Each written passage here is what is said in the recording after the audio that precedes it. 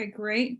And then Susan Austin is not with us, and I don't see Counselors Bordelon or Aubrey, but we have enough people to start. Yeah, we have 6.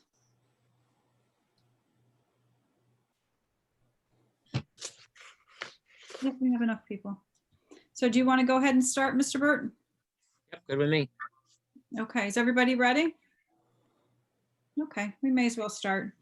All right, good evening. It is, what day is it? It is Wednesday, December 16th, and it is 5:34. And I will call to order the Long-Term Recovery Committee for the Town of Groton. Present this evening are Representative Conley, Senator Summers, Councilor Bumgardner, Moderator Eben, Mayor Hedrick, Mr. Bronk from Economic Development, Manager Burt, and myself, Granatowski. We have a quorum. Approval of minutes, 2020-855, October 28th, 2020 special meeting minutes. Is there a motion to approve the minutes? So moved. Moved by Hedrick. Is there a second on the motion? Second, Bumgardner. Thank you. Any discussion on the minutes of the October 28th meeting? Seeing none, we'll vote. All those in favor of approval of the minutes, please say aye. aye, Opposed? Abstentions? So moved unanimously with 6 members, I believe. 1, 2, 4, 5, 6. Yep, 6 members. Great. did you see that Counselor Bordelon joined us? I did not. Councilor Bordelon, were you here for the vote? I'm sorry, I wasn't looking up at the screen. Yes, I was. Thank you. Are you voting in favor of the minutes? Yes, I did. Thank you. Thank you very much. So we have 7 members as of 5:36. And the minutes are approved. We are on to new business, 2025-33 COVID-19 updates. And Mr. Burt, did you want to start with this, or do we want to go to our guests this evening? I'll just mention, I'm sure everybody knows, but we had closed down the town offices for a couple weeks after Thanksgiving, and now we've switched into only by appointment coming into the building, just to at least control how many people are in there at once to help protect our staff. And we haven't had a single complaint through any of it, which is pretty good. And then that's all I have. Thank you. Mayor Hedrick, did you have anything you wanted to report? We're closed for this week, and then we're going to open on Monday, Tuesday, and Thursday. We have a greeter that we have in the front foyer to direct people to the different location. That worked for us for a while before we decided to shut down. So that's where we're going to go, and that's what we're doing. Thank you. Moderator Eben, did you have anything you wanted to add? No, Thank you. Mr. Bronk? We are trying a few different initiatives. One, we were approached by a group called Shoreline Menu. It's a local regional delivery company for restaurants. You know, it's somewhat of a spinoff of like DoorDash or Uber Eats. And we've had some restaurants that are trying to collaborate on this. We need a minimum of 12 restaurants for them to expand in the Groton area. They're already operating nearby, but they're moving this way. They probably will also approach Stonington. We'll reach out to Stonington and try to collaborate with them. But bottom line, we're about to send an email out to our full restaurant list and try and gauge interest, preliminary interest. We think that there is enough. It's much cheaper than DoorDash, and it is local. So once we have the interest, we're going to do a pretty quick Zoom meeting with that short list of restaurants that have interest and try to launch this hopefully sometime in January. They're ready to go. Like I said, the limiting factor is about 12 restaurants. We think we can get that. We'll also do a second run on the Eat Local, Win Local. We have held off a little bit on that because people are shopping already for the holidays. So we're going to launch that in January as well. Probably do an initial focus on restaurants. We do believe that is the vulnerable industry at the moment, but then followed up more with traditional retail. We have heard some rumors, I don't know if it's valid, if anyone else has heard this, that the governor's holding off on additional restrictions with restaurants, but that after the holidays that may change. I'm not sure if anyone's heard. So there's extra concern, sensitivity about making sure we deal with takeout and delivery for restaurants in the event that there are additional closures or reductions in occupancy limit. I'm not sure if anyone else has heard that. We did receive 150, well, we've been awarded a $150,000 grant. I mentioned that last month. We've yet to receive the contract, and certainly we don't have the funds in place. I would presume it's going to be a reimbursement grant, but it's a CDBG COVID grant through the Department of Housing. So actually, I'm hoping that the senator or the representative could possibly inquire on that and see if there's any way we can get some momentum. And Paige and I have sent numerous messages to the contact there, and I did send the contact out to the legislators earlier today. I didn't get anything from you, John. I just checked my email, so you Really? might double check the email address. And Yeah, I'll resend it. again, you guys can email us. You don't have to wait for these meetings. If you're having a hard time, email us anytime. Last thing I'd say is we're also just starting to explore the idea of outdoor igloos. And, you know, we've seen them elsewhere. Actually, up until recently, we had heard that they were prohibited in Connecticut until we've seen the latest material where the state allowed that. And I have coordinated at least with Pequannock Fire and trying to get that advanced. We don't have any restaurants that are willing to actually purchase one yet. The cheapest I've found is about $2,000 that would meet fire code. But if anyone's aware of any additional funding or ways that we can assist restaurants with some of these igloos, certainly interested in hearing about that. Do you say what that is? I have no idea. Except I have a vision of a little domed ice house. It's basically like a plastic tent. Oh, okay. That has a superstructure, I believe most internal, clear. They often have Velcro doors. There has to be certain ventilation. And they take one table? Because I think I've seen images of them. Yeah. Usually there's one table, maybe 4 to 6 people maximum occupancy. I think normal protocol is the door has to be open for a certain period of time after a party has. Oh, there you go. There's a good image. Those are nice. It's like a snow globe. Yeah. I think I saw those being used in New York City last winter. Ones like those. So they're geodesic domes. It's hard to believe they're any safer than just eating inside. You know, I suppose if it's just your family though, you know?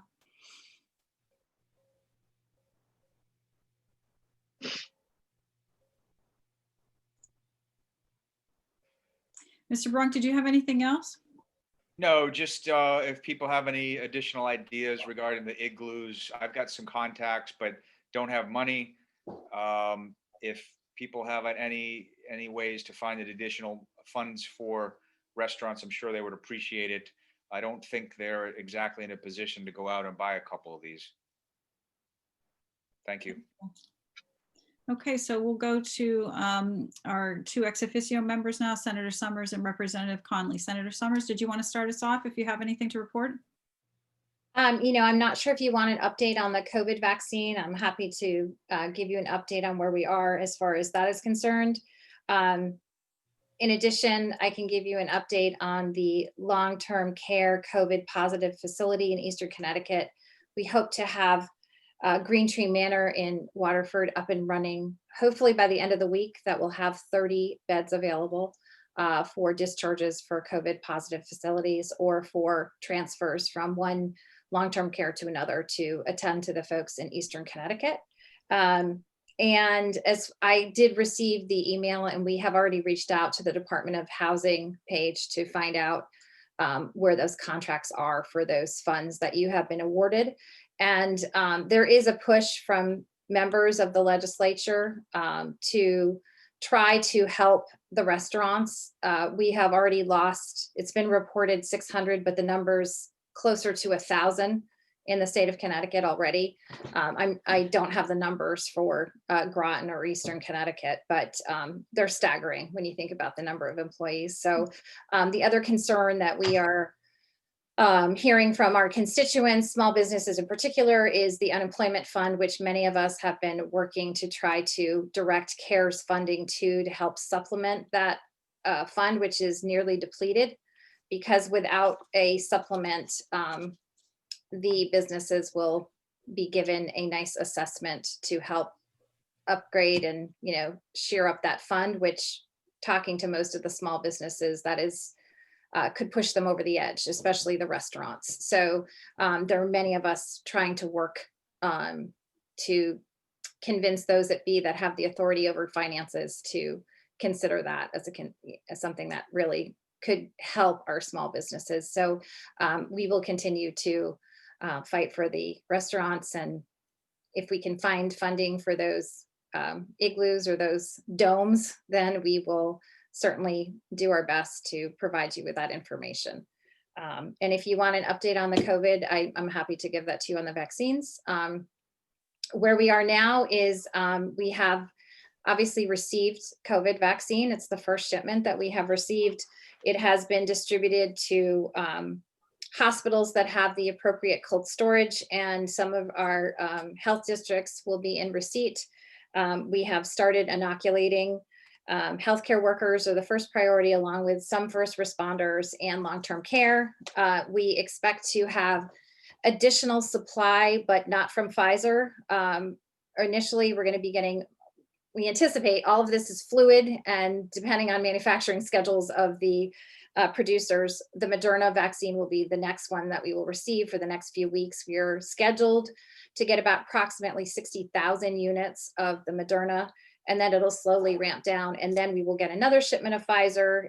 So we have probably about a 4-week rolling estimate as what we'll receive here in the state of Connecticut. But again, it's fluid, and it is subject to change depending on the availability of shipments.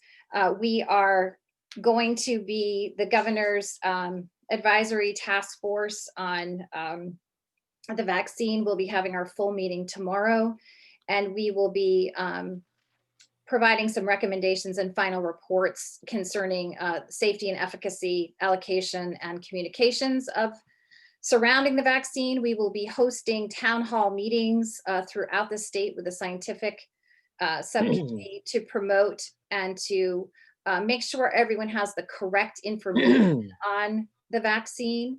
We are charged with reaching as many communities in as many languages as possible. So I am going to ask all of you personally to become somebody who will be an ambassador to share the correct and appropriate message concerning the vaccine. What we're trying to do is, an all-out effort where we will give you all the information. We're all singing from the same choir book as far as the vaccine, the availability, the ingredients. There's been a lot of false information on the internet concerning causing female infertility, concerning cells that it contains, which is non-factual. So we want to arm people with the factual and correct information that they can make their own informed decision as to whether they want to receive this vaccine or not. So if anybody is interested in continuing to help spread the information and become an ambassador. That's what we're calling it for no other reason. With the correct information, you can hold meetings. You know, somebody like yourself as the mayor, Patrice, would be terrific to be able to get the information. You're not persuading, you're just giving factual information. Also, you know, on the RTM, that would be terrific. If you are, you can just send me an email and we will make sure that you have all the information. You will start to see more and more town hall meetings around the state, everything from pastors that are on board to help us to community healthcare workers, counselors, municipal employees and leaders, to those that deal with communities that are you know, those that are handicapped, the deaf community, you name it, we have tentacles into it. And we just want to make sure people have the correct information and understand that we have to be patient, but persistent, because this is, if everybody in the state of Connecticut decides to receive the vaccine, this will be 7 million inoculations done in a very compressed period of time.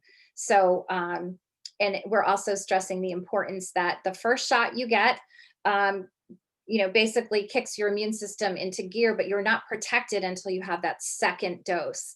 And it's also very important message to convey that even after you have your vaccine, and you should get the vaccine if you have had COVID or not, we all need to be still cognizant to wear masks and socially distance until everyone has had an opportunity to have the vaccine that wants to have it.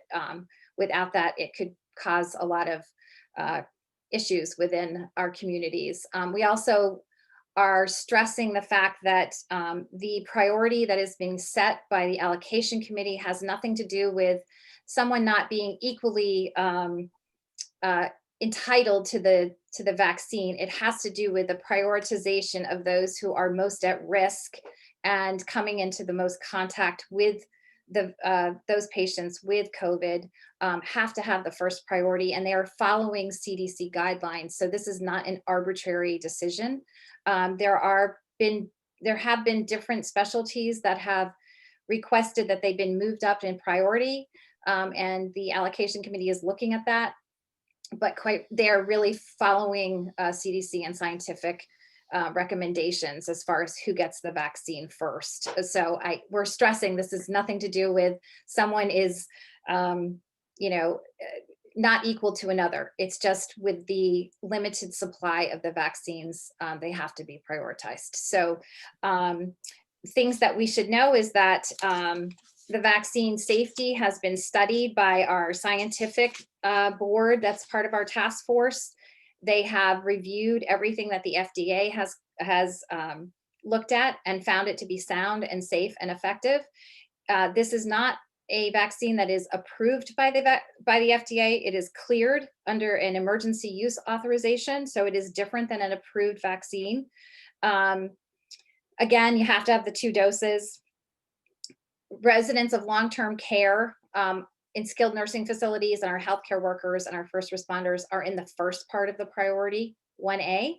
And then we will be going to 1B, which will include those over 65 with other comorbidities and a whole list of a whole other big description of folks. One of the issues that we have, and I'm just telling you all this because as leaders, it's important that you know, 1A is a sort of a condensed group. When you go to 1B, it magnifies on a massive scale. So 1B, it's going to take us time to get through 1B. We hope that we can have 1A and 1B done by June. That is our goal, but this whole rollout could take close to 9 months to a year before we are able to vaccinate everyone in Connecticut based on the availability of the product. And I also caution folks that this is not just a Connecticut or US, this is a worldwide effort. So we keep saying, please be patient, but we'll be persistent and we're asking people to be patient. I also want to bring up, there's been a lot of questions about school children and the vaccine. This vaccine has not been studied on anybody under 16. Therefore, we have to wait until we have the data on the children's studies before that anything would be initiated with children. There's been a lot of misinformation about that, saying, the legislature is going to mandate it on children. That's just not the case at this point. It hasn't even been studied on children. So I think that's important for you all to know, because I'm sure you'll be asked that. And then what we're trying to do here, and if you fall into the category of being at higher risk over 65, or you have folks that are working in healthcare, what we are committed to do is documenting somebody's journey through getting a COVID vaccine. So we're looking for people that have a following, have leadership roles, that are willing to be videoed and then videoed the next morning, and they can speak to people about what the process is like, just so we can have folks feel confident that what other people that they trust are really experiencing. We do have some clinicians signed up from our local hospitals that have great followings. We're hoping that the governor will also do this, so that people can see the experience, or experience the experience with someone they know and trust, rather than somebody, hi, we're here from the government, we're here to help you, or a state doctor that nobody really knows. So those who are connected to the communities, we think it's very important, especially in the Black and Latino communities, because they happen to have not the best history at sometimes with some of the things that the government has done, and they tend to be more vaccine hesitant. So we are looking for people that are interested in participating in that also. And if you are, you can send me an email. And I think that's it. I don't know if anybody has any questions. One other thing quickly is that some people have asked about cost. This is a product that is being provided by the federal government to the state. There is no cost for the vaccine. If you do not have insurance, it will be covered. If you do have insurance, your insurance will most likely be billed for the actual administration of the vaccine. And I think I've tried to cover everything. If anybody has any questions, I'm happy to answer them whenever that's appropriate. Thank you. We'll go to Representative Conley, then we'll open up the floor. Representative Conley, did you wish to speak? You're muted?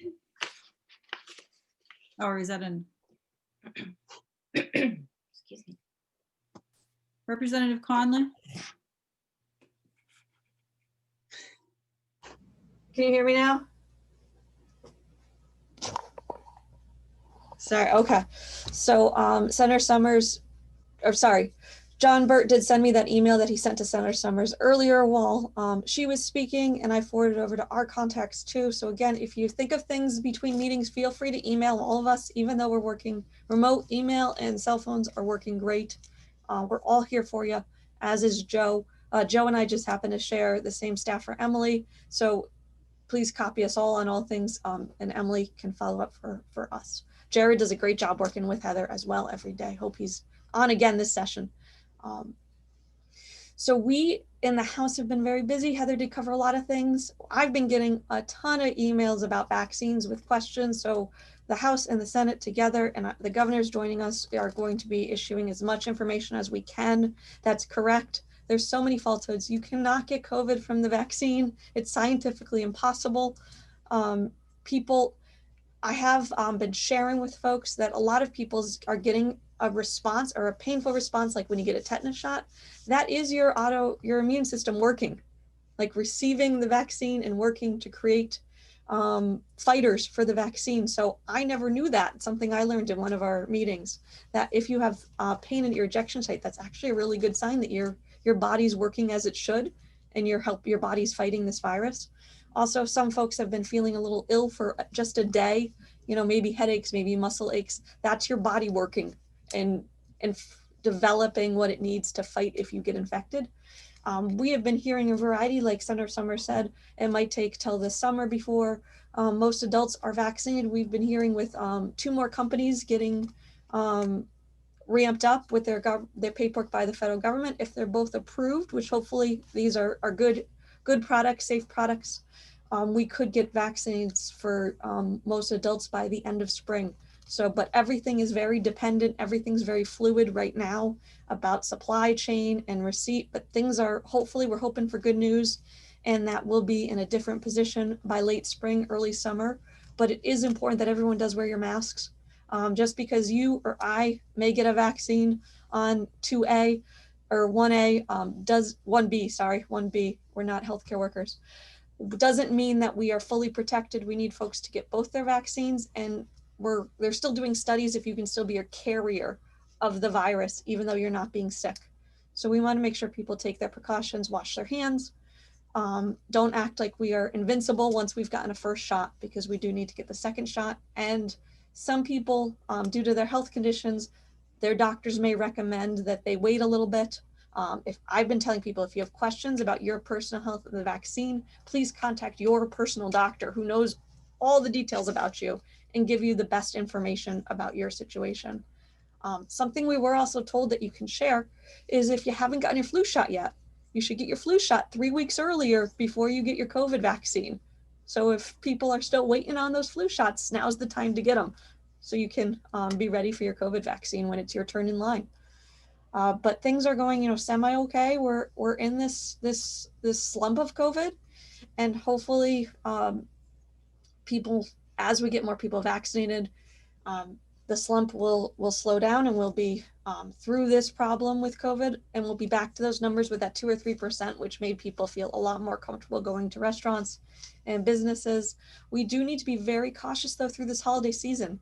That means we have to be aware about social gatherings, family gatherings. We're in a Thanksgiving spike, and a lot of people may be doing those same things they did 2 weeks ago coming up as they celebrate their winter holidays.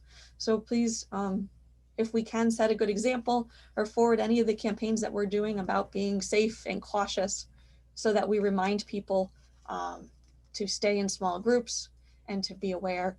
The state is there for everyone. Anything you have, any concerns you have, please reach out. I've heard from a lot of businesses, I've heard from a lot of restaurants lately. There is so much information on the state's coronavirus website, but some of that can be confusing or hard to follow or hard to find. So if you know someone who's struggling, just give us their contact information so we can contact them, find out what their questions, find out where they're having issues in the process, and help them through. So we're here for you guys. We're here to help. Anything you need about grants. We did have another state program a couple weeks ago opened up for grants. I know we all shared it on our emails and Facebook. The amount of grants that was in the program was basically requested almost instantaneously. So it's really important that folks do share that information so we can get it to our businesses as soon as possible. And we're all hoping that the federal government does a package that has state money, education money, business money, some relief for everyone across the nation. It's not just a Connecticut issue. We need the federal, it's a federal issue, and every country is dealing with the same issues we are across this world. So we do need the federal. If anyone has time, please reach out to our federal delegation and say, get to work, sign those bills, pass them, and let's help our businesses too. And stay healthy, everyone. Thank you. So is the Moderna an mRNA vaccine as well? So it will be able to be ramped up quickly too? Yes. Excellent. And I'm going to share concerns expressed by my coworkers regarding the Step Up program. So teacher, in case you didn't know, and there is concern that the Step Up program is going to be used to fill in when teachers are not able to be in the classroom. So the building is short-staffed, which is why Groton was closed for a while, because the teachers were out, teachers were quarantining. And what I'm hearing from my coworkers is that rather than bringing in unqualified people to fill the classrooms, the governor should be just closing the schools and putting everybody remote, because the message that it's sending to the teachers is that, yes, we want you to be highly qualified and you have to get all these certifications, but we can let someone who hasn't even finished their college education yet come in and take your place, and that's perfectly fine. So I just need to express those concerns and relay them to our state people who are here to let you know. I certainly am not speaking on behalf of my union. We will let my union people do that, but I am speaking just as someone who hears from my colleagues and the things that they are saying and that they're concerned with. Thank you for listening to that. And we have Representative or Councillor Bordelon and then Councillor Bumgardner.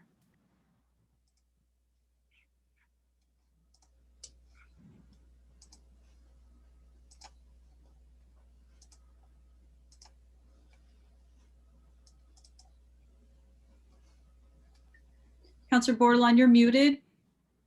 Sorry about that. I just wanted to thank you both for giving us all the wonderful updates, and I appreciate, all of your communication efforts that you guys are doing up at the state Capitol. My question, and you might not be able to answer it today, and that's fine. I can follow it up with an email. Is looking at the vaccine for COVID, with it having to come in 2 series and several different manufacturers. Some of the questions and concerns that I've been hearing, are if you have one manufacturer as your first, do you have to have that same one as your second? And how is the state going to keep track of that? And I believe it's like 3 weeks or something in between. Folks are afraid that if they don't get it and it's not coordinated, and how is it going to be coordinated, I guess, to make sure that they get that vaccination in the timely manner so they don't have to have a second dose. So those are some of the concerns, much more than just what's in it, but how is it going to be constructed. They're afraid to jump in and be one of the first ones, and then that second vaccine is not ready. And I guess some of the questions people want to hear is that second vaccine here, and how are we going to know who got what? I mean, fortunately, I work in the medical field, so I know a lot of the medical terminology and how things are. And a lot of folks aren't medical and, might have a language barrier or disability. And how are they going to be protected to make sure it's documented? Or will there be a card to make sure that, okay, person A got the initial Pfizer vaccine and needs to follow with the Pfizer. So those are just one of the kind of questions. Being a minority female, I appreciate your comments, Ms. Summers, in reference to that. I will say that the community is scared. There are people I've talked to and said, nope, not going to be a test. And so I think it's very important that we look at, the importance of that and getting the education out there to make sure folks are getting the knowledge. I appreciate your efforts on that. And then looking at the tiers, I guess some people see, healthcare workers. There's some questions like define, are we talking ER in the phase 1 versus anybody who's actively working in the medical field currently?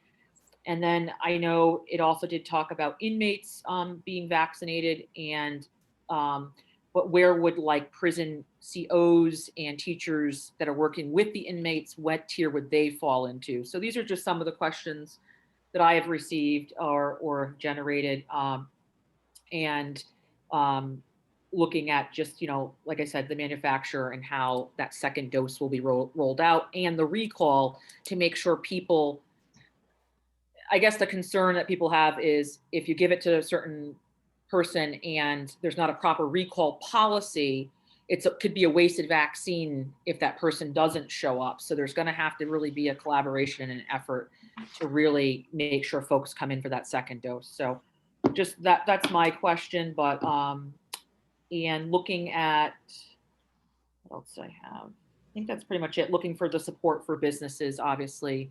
But once again, thank you guys. And another avenue I think would be great would be to get it information on some of the radio programs through the day, or local radio programs to, there's a lot of different people who do shows that, or, they open up dialect and allow people to come on and talk openly from Q105 to whatever. And I think any way we can get it in the mainstream that way in the local paper would be very helpful too. But thank you again. I'm happy to answer that question on the vaccine. Everything, when you go to get your vaccine, it's recorded in your electronic medical record. So it is right there. So you would not be getting a Moderna vaccine in your second round. When you come for your vaccine, you are making an appointment within 21 days for your second dose. You will be given a card We are looking at other avenues on that committee to contact you, to remind you about your second dose. If you don't have the second dose, you have to start all over again. If you, by some chance, took a Pfizer and then a Moderna, which will not happen because of the way it's recorded electronically, you would have to start all over again. We don't want to waste the vaccine. We want to make sure that people follow up for their 21-day. Again, it's immunity versus protected immunity. The first part gets your antibodies going. The second part pushes you over the finish line. But if you don't get the second part, you're not going to be protected.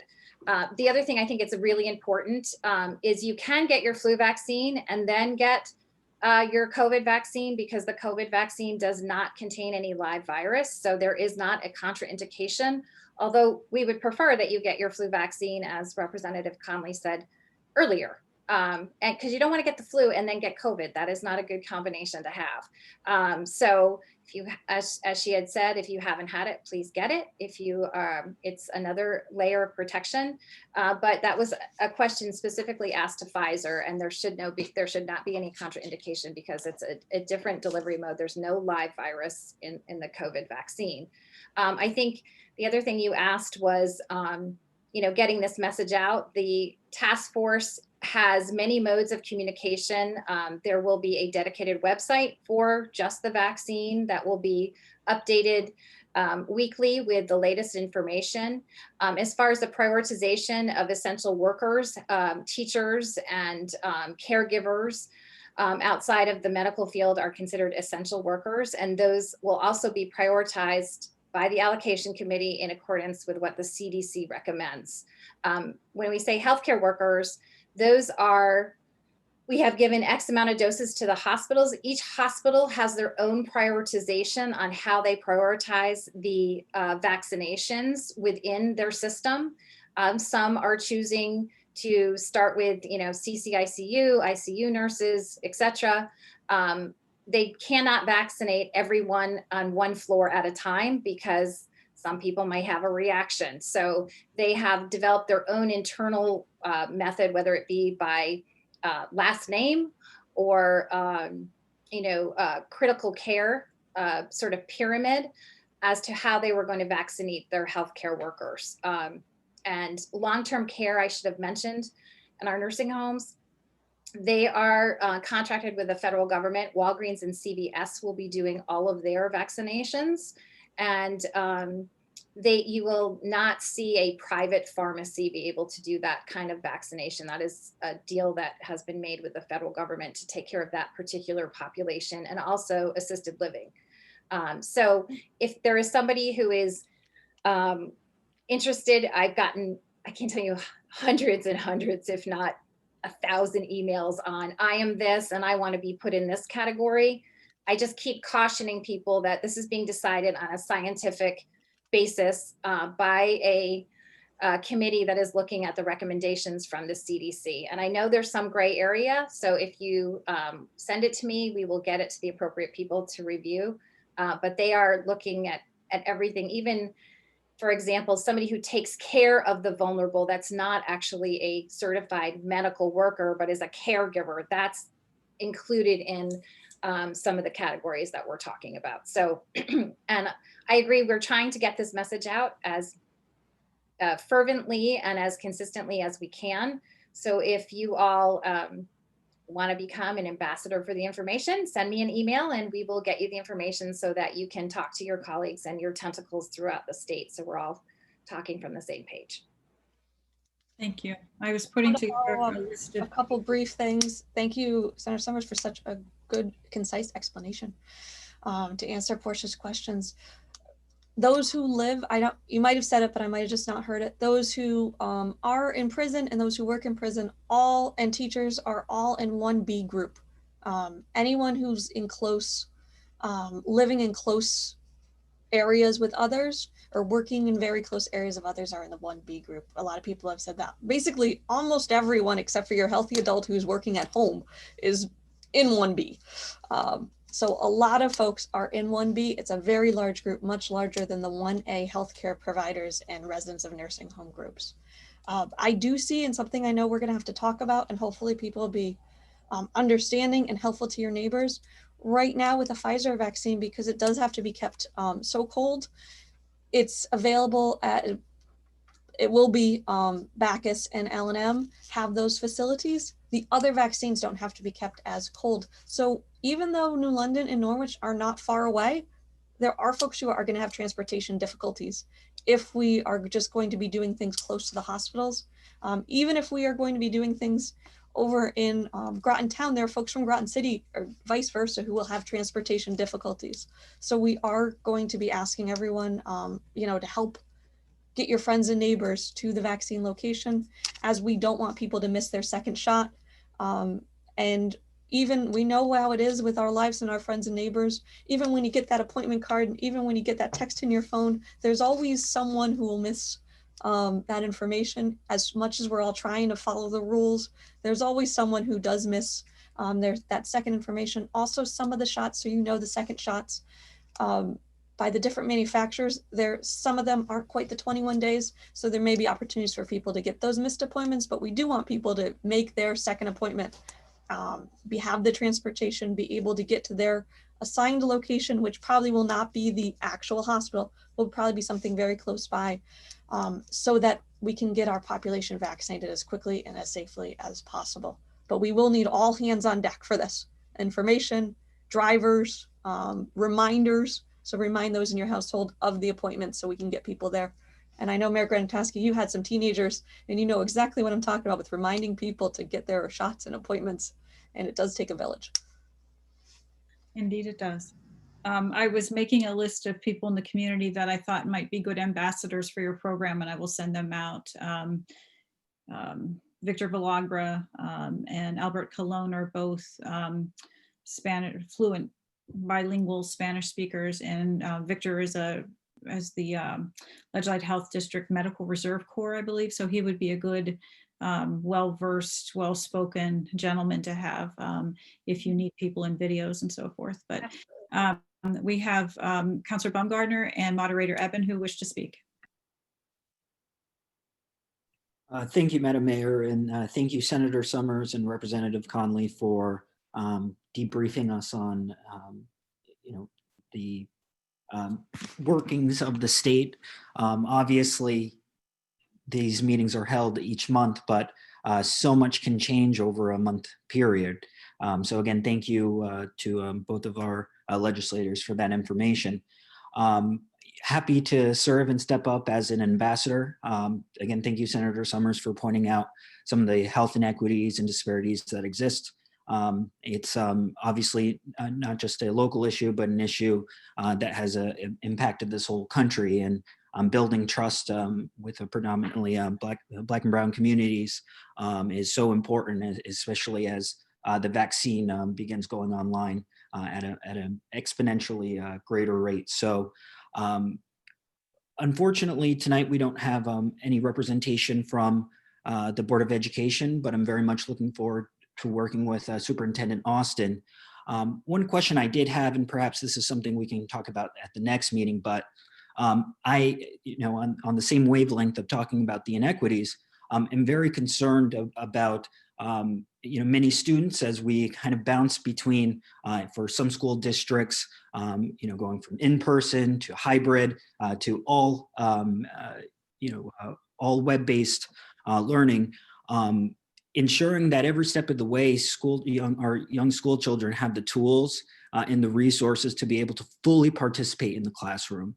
I am concerned that isn't happening in Groton at 100% rate as it should. And so my question is, what are we doing to ensure that, again, our young school children have the tools and resources to participate, whether, obviously it is, ensuring that the computers that they received earlier on during the pandemic are still functional, making sure that internet access is strong in the household. And in some cases, there may be 2 to 3 children using internet at one time doing their remote learning. And in the case where there are multiple school children at home learning and parents working, do those children have the tools and resources to ensure that they can get the support from an adult. So, I would like to have that conversation, if not tonight, but at another point, just to kind of get a temperature of what is happening in the community. Because again, if our children aren't equipped to deal with this pandemic in the long haul now, almost after a year, I think we'll be in trouble. So that is one area. One question quickly, Senator Summers, you had talked about the Green Tree Manor being used as I believe, a COVID positive facility.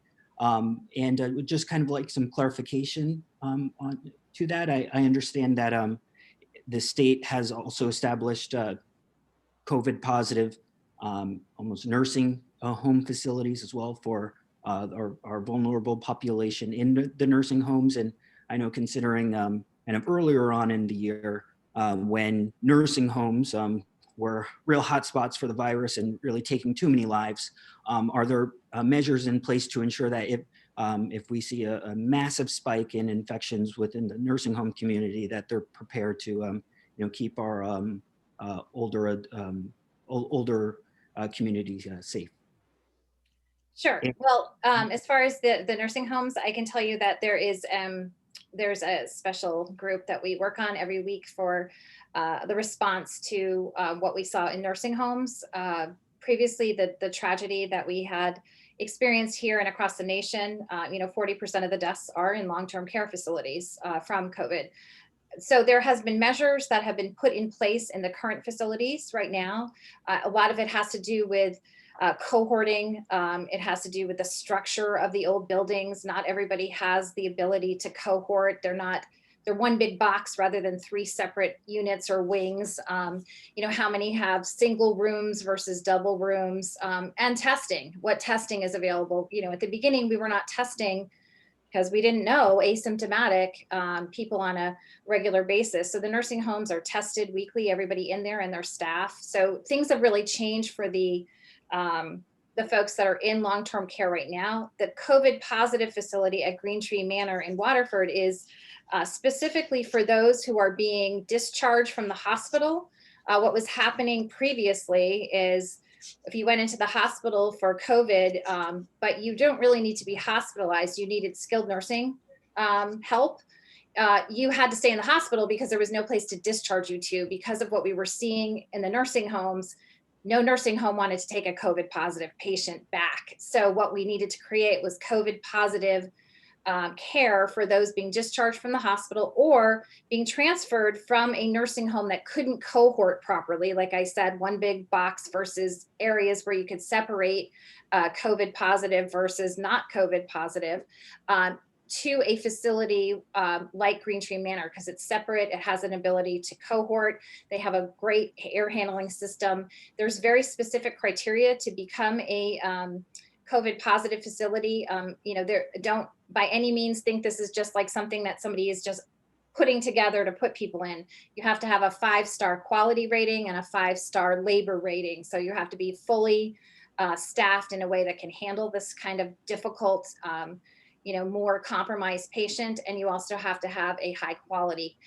The issue that we had in Eastern Connecticut that I've been pushing for quite some time, I know it's something that was mentioned at a previous meeting, is that a lot of the modeling that they do at DPH shows that you only need X amount of beds, but if you were being discharged from L&M Hospital, you were going to have to be placed in Torrington, Connecticut, and that's just too far for people to be away from, their homes, et cetera. So we were able to, with the work of Barbara Cass and DPH, find a facility that met the criteria, get them up to speed, sign. We still have to get the contract signed, but we're hoping by the end of the week, we should be up and running. I know that there are patients that would be admitted today if we were able to have that up and running. So that's the difference. I hope I answered that question for you. It's great to hear. And thank you, Senator. And Representative, if you want to take a stab at that question as well.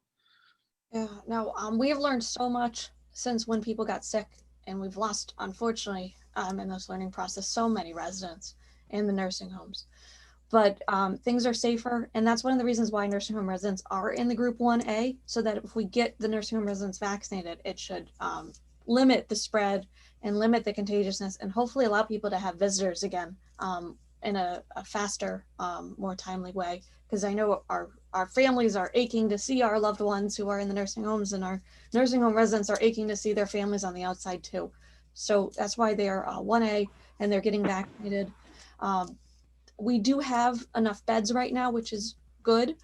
And we have enough beds in our nursing homes. There are plans, if God forbid we have a spike, through our nursing homes, through the COVID positive nursing homes, and through our hospitals to get more beds available. Hopefully we don't need to use any of those plans, but they are all ready to go if needed. And another issue that is coming with nursing home care is we have adults who may have had health conditions or may have been healthy but had to spend a lot of time in the hospital to get over COVID. Some of those folks who were never in a nursing home before do need some skilled living nursing home help to get back on their feet if they've been in the bed, if they've been on a ventilator for a while. They do need nursing home care, and those folks were having a hard time getting a spot in a traditional nursing home because of their COVID status, recent status, and some of their needs. So that's why we are having these specific COVID areas. We've all been working together to get one in Eastern Connecticut, and we're almost there. We'll be very excited to announce when it's open and accepting patients. I know our hospitals, both L&M and Bacchus, will be very excited that loved ones can be discharged close to home, even if we can't see them, that at least knowing they're closer to us kind of helps them recover and helps the rest of the family members on the outside, knowing that you can at least drive by and think about your loved one. And again, that the staff taking care of them are local folks that you can call locally. And, we've got a bit more to go. Hopefully this will be a problem that we don't have to deal with in the next few months as we get people vaccinated and get our nursing home residents in a little healthier state.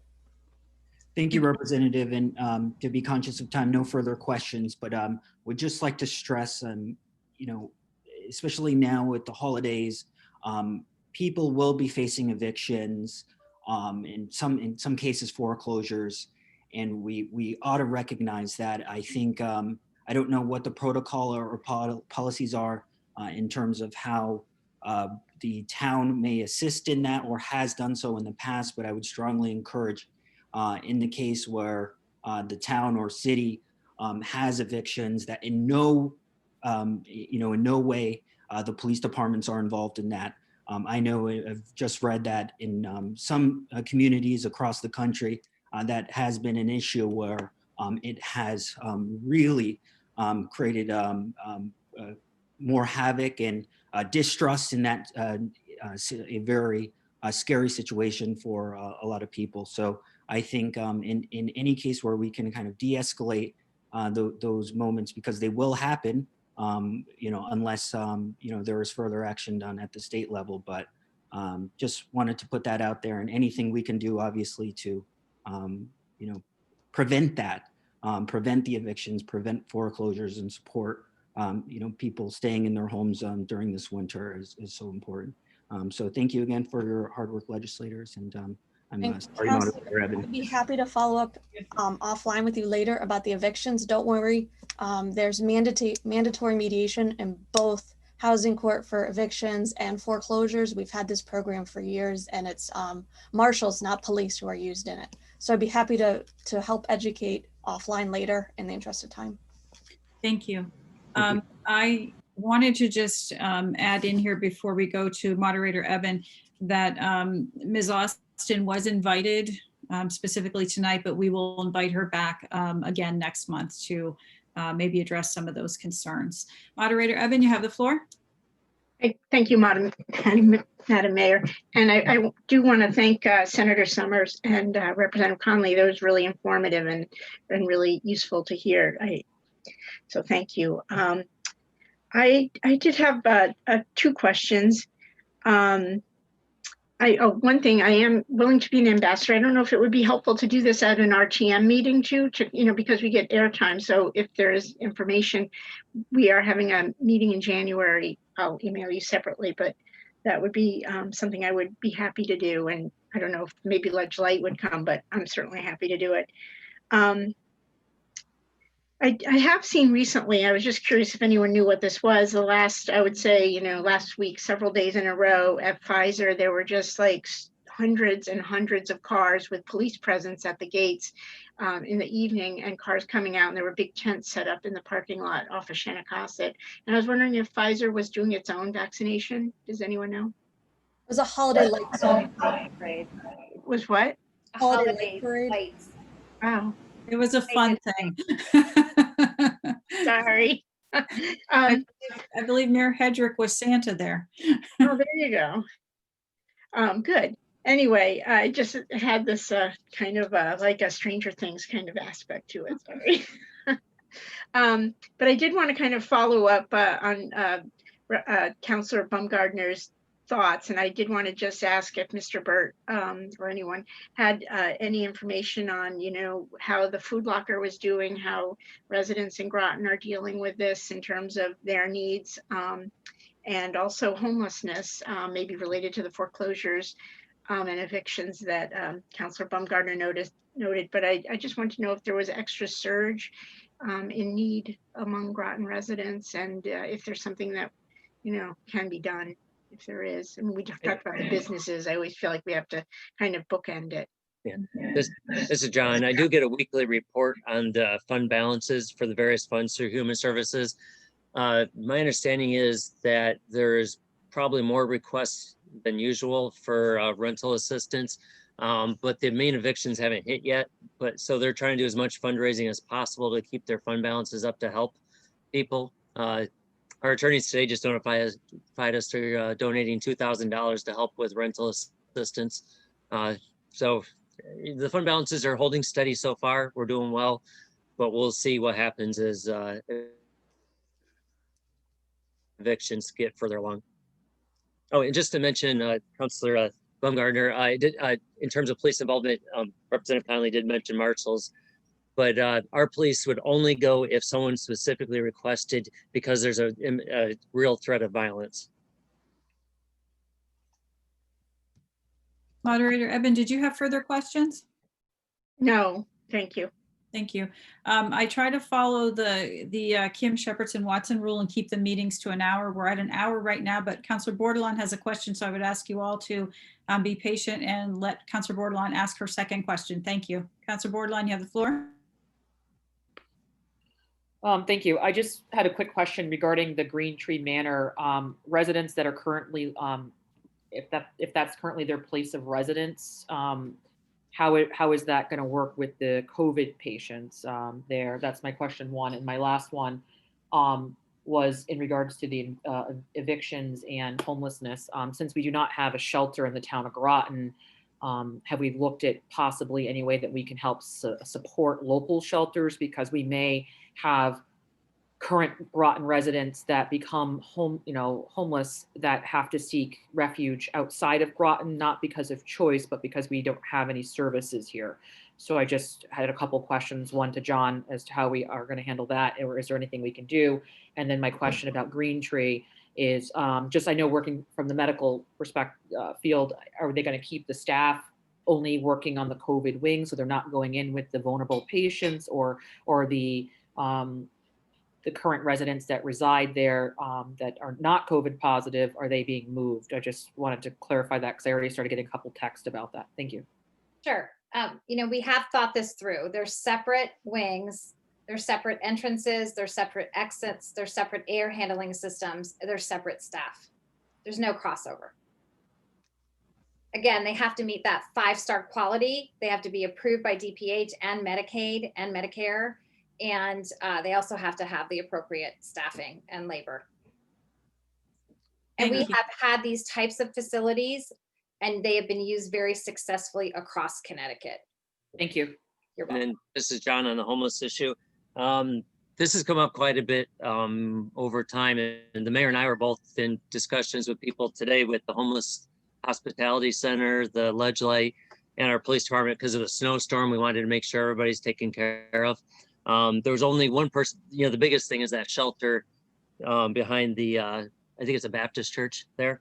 There was only one person that they didn't make contact with earlier today. She does have a sister in the nearby area, and the police are going to go by and check on her. But generally speaking, the homeless hospitality center goes at least once a month to meet with various homeless people. There are if somebody wants to find a place, they will help you get an apartment. There's plenty of access to that. Like that tent city behind Baptist Church, most of them refuse to. They've got some of them have solar panels. There's a generator that someone did just move out into an apartment from the camp. He left a generator. They have propane heaters, and our police stop there regularly. Ledge Light just was there a couple weeks ago to get flu shots.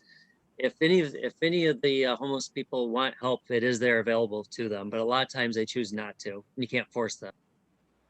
And the other thing I would add is that our Human Services Department, our Public Safety Department works directly with the Alliance for Living and the New London Homeless Hospitality Center and Ledge Light Health District. So there's a nice coalition of social service agencies, health service agencies that pull together and work when there is a need. So in this case, if someone was going to become homeless because of evictions, then our Human Services Department then could make the referral to the appropriate social service agency. And we do, as a town, support, not as much as probably necessary, but the town does make contributions to the Homeless Hospitality Center in New London because they do house Groton residents. So, and of course, that's something that's that I feel is very important. I feel strongly about that. So, thank you for raising that, Councilor Bordelon. And I just wanted to state, I did do some research with Ledge Light Health District, and a lot of people probably know if they do become homeless, their children can still attend the school of their original residence while they're in a shelter. So that's one great thing that can still happen. So there's continuity in their education, which is really important when someone becomes homeless, that they don't have to switch schools right away. So that's great. Well, thank you for the clarifying. And for folks listening or about when evictions and foreclosure court does open, remember, it is a process. No one is going in, getting served paperwork and being kicked out of their home on the same day. And the court system is, the statewide court system has access to all the social service programs, great community partners. Of course, we don't want to minimize the community partners whatsoever, but the homeless folks are in the courthouses. The contact names are there, and with the mandatory mediation, folks are learning about the services if this is their first time through the system, so that their timelines are appropriate for each individual situation. There's attorneys available from the Southeastern. Connecticut Legal Aid is there, free counsel, standby counsel is there to answer questions, and you do have a variety of law students there in person or remotely, because that's how many of us started and learned how to appear in front of a judge, is by doing housing and eviction volunteer work. So there's a lot of resources available if folks aren't used to the system, so that as they're struggling and figuring out what to do, there's a lot of helping hands out there for folks. Thank you. Mr. Bronk, did you want to add something, sir? Yes, thank you. Unrelated to homelessness, I forgot to mention another significant business resource, which came out about 2 to 3 weeks ago. Chelsea Groton has a small business relief loan up to $10,000 in funding, targeted to small businesses. Literally, in order to qualify, you have to have less than 20 full-time employees. Up to $10,000 maximum loan, fixed at prime, and the initial term, 12 months, is interest only, and is a 5-year principal and interest amortization. So it's quite favorable to local businesses. I know businesses are really concerned about taking on more debt. We learned that in a lot of the business surveys we've done, whether it's federal or state resources, but if they really get in a pinch, this looks like a pretty favorable loan if someone needs up to 10,000. And my understanding is minimum credit score was 680. So it's you don't have to be of stellar credit in order to qualify. We do have that on our Explore More website under COVID business resources. If you find people need a fairly affordable loan, that does appear to be one they should know about. Thank you. And Councilor Bumgardner, your hand is up again. Yes, I just wanted to note, tomorrow, there won't be any COVID testing conducted in Groton. So for folks who are experiencing symptoms, unfortunately, you can't get tested tomorrow at the Community Health Center location at Pleasant Valley School. But obviously, if you are showing symptoms, make sure you get tested the following day. Thank you. And Mr. state Burt, offices just announced they're closed tomorrow due to the snow. I'm sorry, could you repeat that? State just announced that state offices are closed tomorrow due to the snow. Don't you have to do this remotely? Yeah, I'm just teasing. I'll still have my computer. I'm sure Senator Summers will still be at her computer as well. Just teasing you. The places Okay. that were formally open in person, maybe phone only or closed. Thank you. Mr. Burt, was there anything else we needed to do besides set the next meeting date? No, I don't have anything. Okay, I was looking at the 19th or the 27th of January. Mr. Burt, do either of those work for you, sir? Or you know what we can do? We can do this offline and then just notify everybody, because that'll give you a chance to check your calendar. So we're looking probably second or third week of January when we'll be meeting again. But thank you all for coming out. I appreciate all your energy that you've put into reporting to us and all the good questions everybody's asked. And everybody be well and enjoy your holiday season and stay off the roads tomorrow, guys.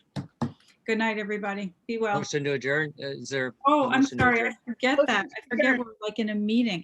Mr. Burt, motion to adjourn, seconded by Evan. All those in favor of adjournment, please say aye. Right. Aye. Anyone opposed to adjourning? Abstentions? So moved unanimously. Thank you very much. We are adjourned at 6:40. Thank you. Good night, everyone. Good night, Good night, everybody.